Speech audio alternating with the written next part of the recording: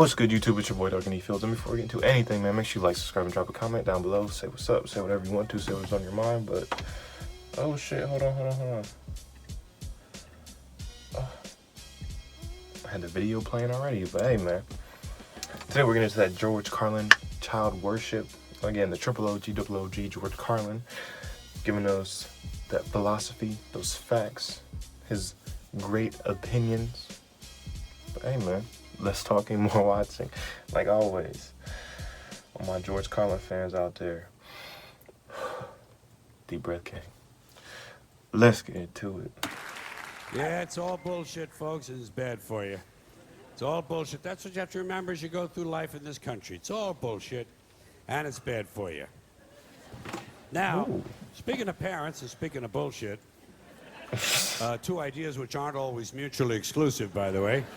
I'd like to mention a special kind of bullshit that has taken hold in this country in the last 30 to 40 years. It's a form of bullshit that really only can be called child worship. It's child worship. It's this excessive devotion to children. I'm talking about today's professional parents, these obsessive diaper sniffers. It's crazy because, like, kids nowadays have such a big platform. I mean, like, everyone knows fucking Charlie D'Amelio. Like, technically, she's still a kid, man. Like, 16, I think. And we give these kids these high-ass platforms because most of the TikTokers who are, like, really, really famous are teenagers, you know? Kids. I'm still a kid, damn near. Shit, so, I mean, having these kids set to a super high standard nowadays is kind of crazy. And then that kind of scares me for this up-and-coming generation who are, like, you know, 6 through 12, and they're seeing all this shit. They're like, oh, we got to do something even better. You know, it's crazy growing up with technology. These kids are growing up with iPhones, man. I had a flip phone. I had one of them flip daddies. We had to text and shit. I had a BlackBerry. I had a fucking BlackBerry. I feel old saying that, but, like, I'm not really that old, so... It's fucking crazy. I know he's probably not talking about like that type of child worship, but just different generation, right? Who are overscheduling and overmanaging their children and robbing them of their childhoods. Even the simple act of playing. I guess kind of is touching on it. Even the simple act of playing has been taken away from children and put on mommy's schedule in the form of play dates. Something that should be spontaneous and free is now being rigidly planned. When does a kid ever get to sit in the yard with a stick anymore? You know, just sit there with a fucking stick. Do today's kids even know what a stick is? You know? Still true today. But you know something, a kid shouldn't be wasting his time with a stick anyway. If he's 4 years old, he should be home studying for his kindergarten entrance exams. Do you know about that shit? Oh, they have them now, yeah. There are places that have kindergarten entrance exams. The poor little fuck. The poor little fuck, he can barely locate his dick. You know, and already he's being pressured to succeed. Pressured to succeed for the sake of the parents. Isn't this really just a sophisticated form of child abuse? And speaking of that, speaking of child abuse, I guess we do kind of hold like younger kids and, you know, children growing up to a higher standard. But like, you know, yo, we got this shit done. You gotta get your ass out there. You gotta go see stuff. You gotta learn everything. And it's crazy, man. Because when I was younger, motherfucker, we'd be outside every single day. Not on the phone, you know, YouTube and shit like that. But, I mean, which is kind of crazy because I'm on YouTube right now. But, like, it was just different times, man. We got the cops calling us so many fucking times for doing dumb shit. Which kids are still doing, but they're just recording now. So I guess it's not that bad. But, I mean, shit, the cops, that's bad. But, I don't know. It's just different times. speaking of child abuse, next up, grade school. Grade school, where he won't be allowed to play tag because it encourages victimization. What? And he won't be allowed to play dodgeball because it's exclusionary. And it promotes aggression. Standing around is still okay. Standing around is still permitted, but it won't be for long because sooner or later some kid is going to be standing around and his foot will fall asleep and his parents will sue the school and it'll be goodbye fucking standing around. Yeah.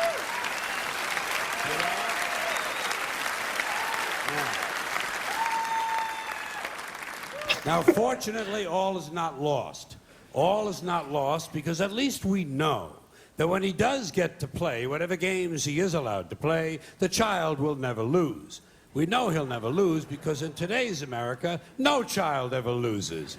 There are no losers anymore. Everyone's a winner. True. No matter what the game or sport or competition, everybody wins. Everybody wins, everybody gets a trophy.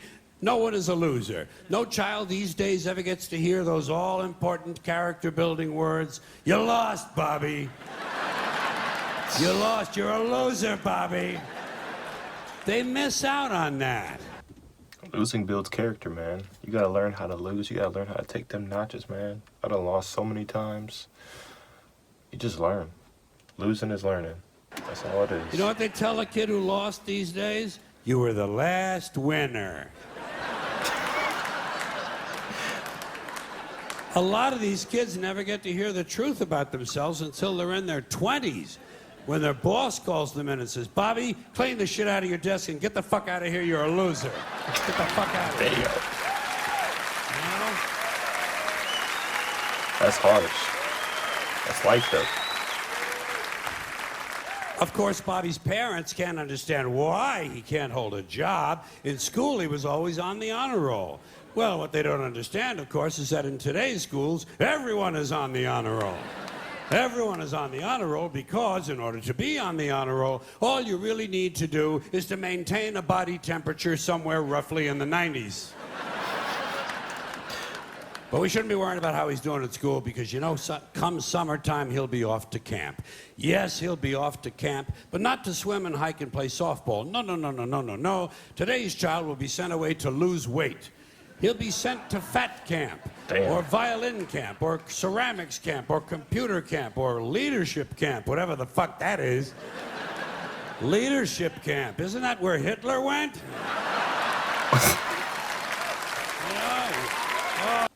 I never went to camp.